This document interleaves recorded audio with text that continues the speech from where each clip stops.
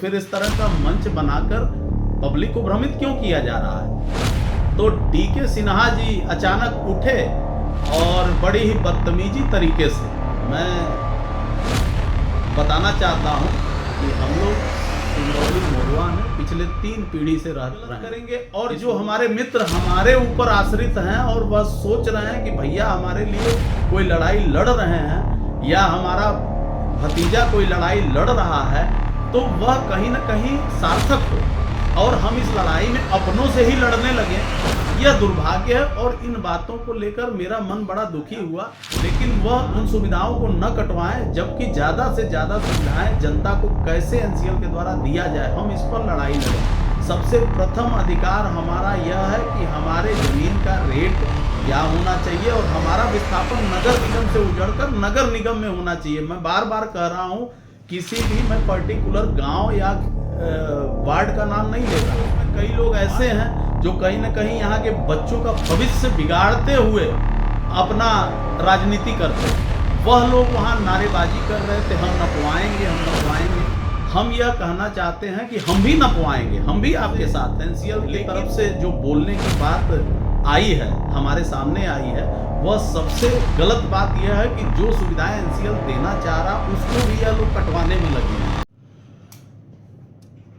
अभी कुछ दिन पहले सिंगरौली विस्थापन मंच का मीटिंग था, उसमें जब आप लोग पहुंचे हैं तो विवाद हो गया। आखिर ऐसी कौन सी बात थी जिसको लेकर विवाद हुई, उसके विषय में थोड़ा विस्तार से बताइएगा।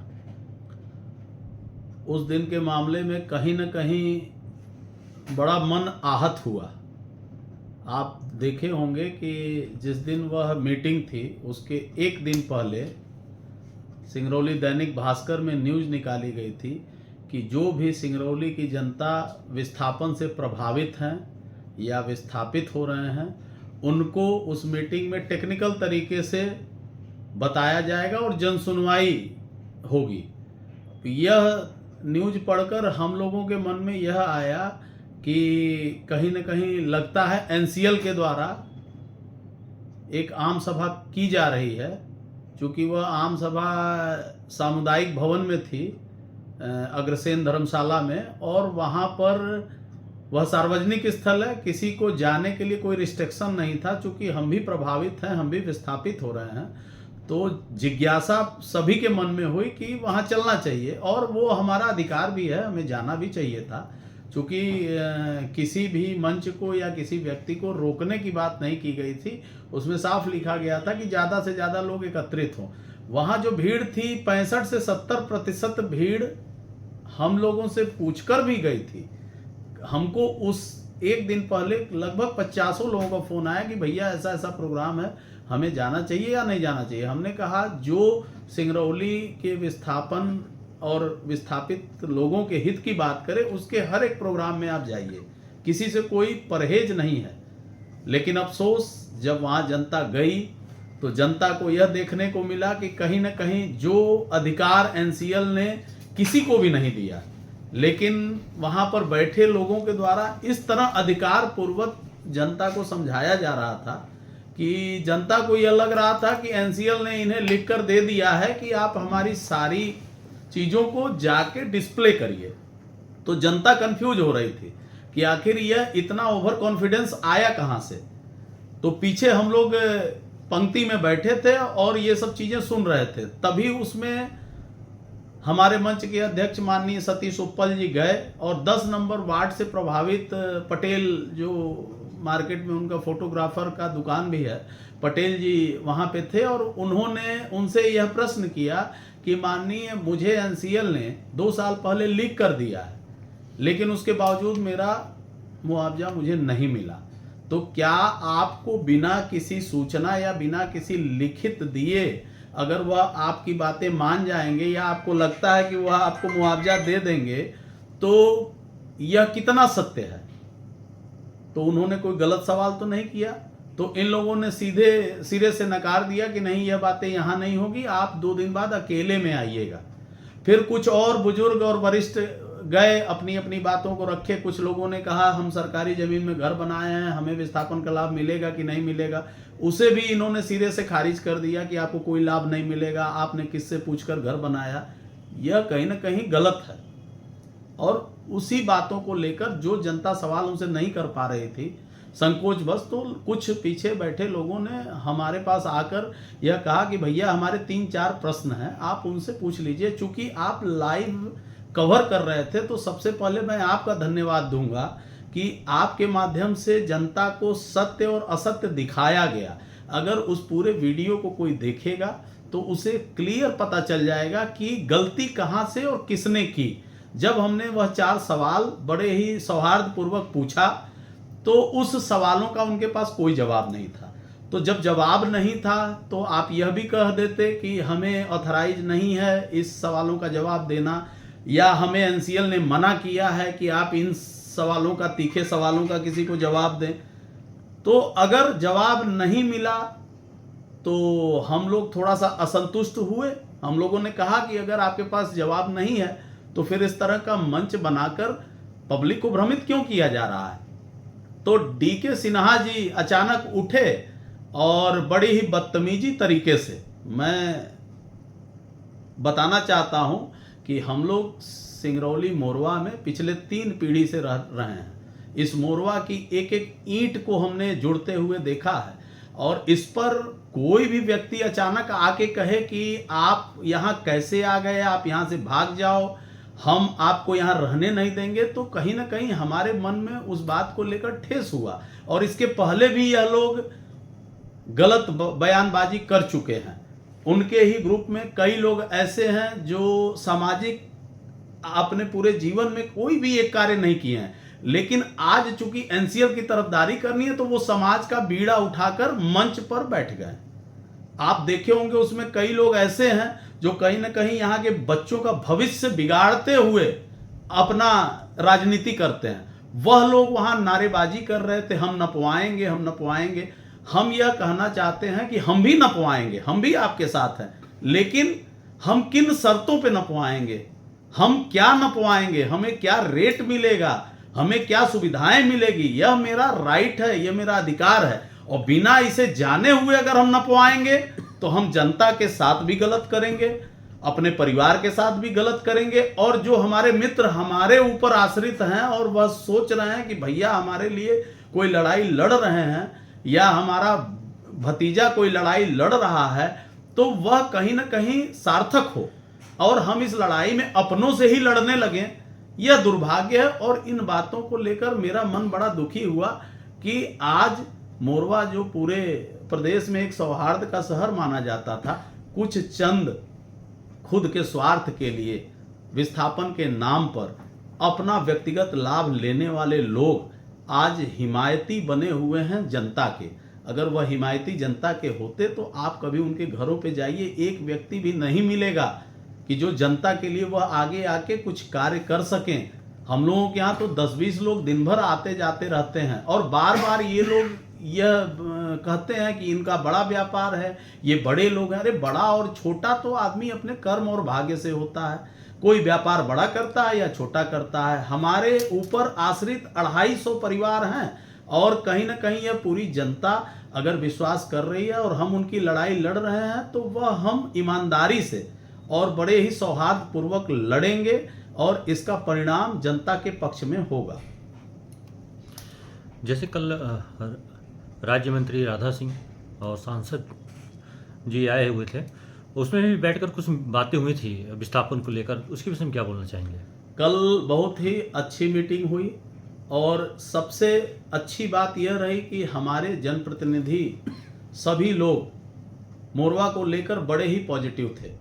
और सबसे उससे ज़्यादा खुशी की बात यह है कि हम जिस 24 सूत्री मांगों को लेकर पहले दिन से एनसीएल के सामने खड़े हैं, आज हमारी सारी 24 सूत्री मांगों को ही थोड़ा सा शब्दों में परिवर्तित करके सिंगरौली विस्थापन मंच भी उनके सामने हमारी बातों को रखा। हम यह नहीं चाहते हैं कि हमें इसका श्रेय मिले, हम तो यह चाहते हैं हमारी 24 सूत्री मांगों को हम उनके पास लेकर गए थे, वह उसको एक्सेप्ट करें और उस 24 सूत्री मांगों को वो मनवा लें। अगर वह जनता के हित में है तो हम उनसे कंधे से कंधा मिलाकर एनसीएल के सामने खड़े रहेंगे और अपनी बातों को कहेंगे। लेकिन हमें अभी तक जो भी उनके तरफ से, एनसीएल की तरफ से जो बोलने की बात आई है, हमारे सामने आई है, वह सबसे गलत बात यह है कि जो सुविधाएं एनसीएल देना चाह रहा उसको भी यह लोग कटवाने में लगे हैं। अब उसमें इनका क्या स्वार्थ है यह मुझे आज तक नहीं समझ में आया, लेकिन वह उन सुविधाओं को न कटवाएं, जबकि ज्यादा से ज्यादा सुविधाएं जनता को कैसे एनसीएल के द्वारा दिया जाए, हम इस पर लड़ाई लड़ें। सबसे प्रथम अधिकार हमारा यह है कि हमारे जमीन का रेट क्या होना चाहिए और हमारा विस्थापन नगर निगम से उजड़कर नगर निगम में होना चाहिए। मैं बार बार कह रहा हूं, किसी भी मैं पर्टिकुलर गांव या वार्ड का नाम नहीं ले रहा हूं, वार्ड नंबर 1 से लेकर 45 नंबर तक जहां भी कलेक्टर साहब एनसीएल हमें सुविधा दे दे और हमें हमारा शहर ऐसे ही बसा दे। यह चूंकि पहला ऐसा विस्थापन है जो कमर्शियल विस्थापित हो रहा है, तो हमें बाजार भी चाहिए, हमें स्कूल भी चाहिए, हमें अस्पताल भी चाहिए, हमें घर भी चाहिए। तो वह सुविधाएं ज्यादा से ज्यादा जिस वार्ड में हमें मिल सके हमें उस वार्ड में बसा दे। और तीसरी सबसे प्रमुख मांग है कि जो भी सुविधाएं जनता के हित में हैं, जो लार एक्ट कहता है, उन सारी सुविधाओं को ध्यान में रखते हुए वह हमें सुविधा दें। हम उनका स्वागत करते हैं और हम नापी कल से शुरू करा देंगे। हम नापी के विरोध में कहीं से न पहले दिन थे न आज हैं, लेकिन बिना बातों को माने, बिना हमारी 24 सूत्री मांगों को माने अगर नापी वह कराएंगे तो कहीं ना कहीं हम बाध्य होंगे। जनता को हम क्या जवाब देंगे यह भी हमें सोचना पड़ेगा और कहीं ना कहीं हम मिलजुल कर फिर इसका विरोध करेंगे। कल इसी तरह हम महाजन मोड़ में बैठे हुए थे तो संजय नामदेव से बात हुई, वो भी एटक के नेता हैं। तो उनके द्वारा बताया गया कि जैसे एनसीएल जो बार बार मीटिंग करता है तो पहले वो दूसरे ग्रुप को बुलाएगा, फिर पहले ग्रुप को बुलाएगा, तो इस तरह मीटिंग होता। तो इस तरह मीटिंग जो है पूरी तरह से गलत है। एक विस्थापन कमेटी बनना चाहिए जिसमें जिला प्रशासन हो, एनसीएल के लोग हों, जो एक ग्रुप चल रहा है मोरवा में 1, 2 या 3 ग्रुप के लोग हों, और कुछ वरिष्ठ लोग हों और कुछ आम जनता हों और कुछ यूनियन के लोग भी उसमें रहें, तो जिसमें जब भी मीटिंग हो तो इन सबको बुलाया जाए। तो क्या इस तरह का ग्रुप बनना चाहिए, कमेटी बनना चाहिए, विस्थापन कमेटी?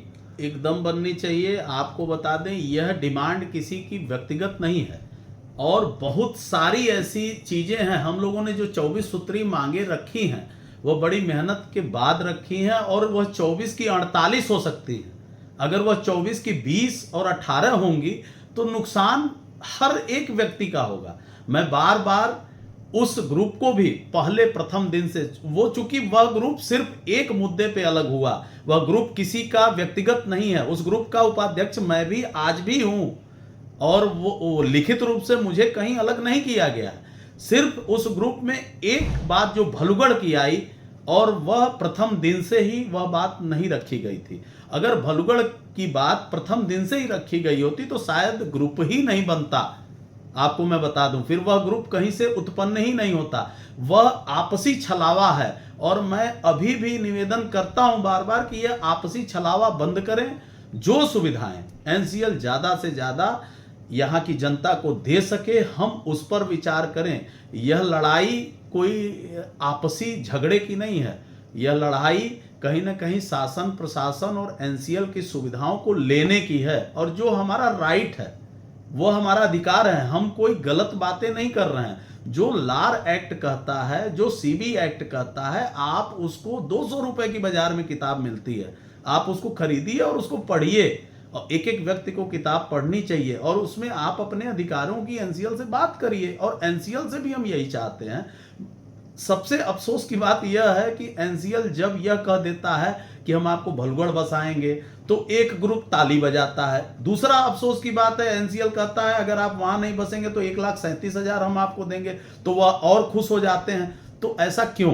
अगर आप में से ही कोई व्यक्ति भलगड़ नहीं बसना चाहता है तो उसे सिर्फ 1,37,000 मिलेगा, तो उस व्यक्ति के साथ भी तो आप अन्याय कर रहे हैं। ऐसा नहीं होना चाहिए और मैं यह चाहता हूं कि पूरी सिंगरौली की जनता का हित है और चूंकि यहां अक्सर विस्थापन होता रहता है तो एक ऐसा इस हमारी मुहिम में एक ऐसा कम से कम कंक्लूजन निकले, एक उदाहरण निकले कि अब इसके बाद जो विस्थापन हो उसका तरीका बहुत ही सुंदर और खूबसूरत हो, तब तो हमारी लड़ाई का फायदा है। हमारी लड़ाई से कम आने वाली पीढ़ियों को भी विस्थापन का लाभ मिले, तब तो हमारी लड़ाई का फायदा है। इस लड़ाई से अगर मुझे व्यक्तिगत लाभ मिले तो मैं शायद लड़ाई आज ही छोड़ दूंगा।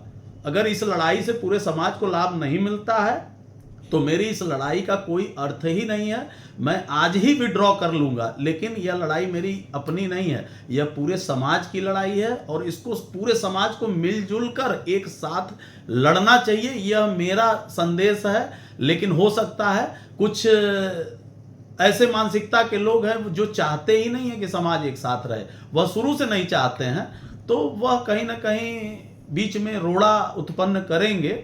लेकिन यह लड़ाई रुकने वाली नहीं है, यह ऐसी लड़ाई है जो अनवरत चलती रहेगी।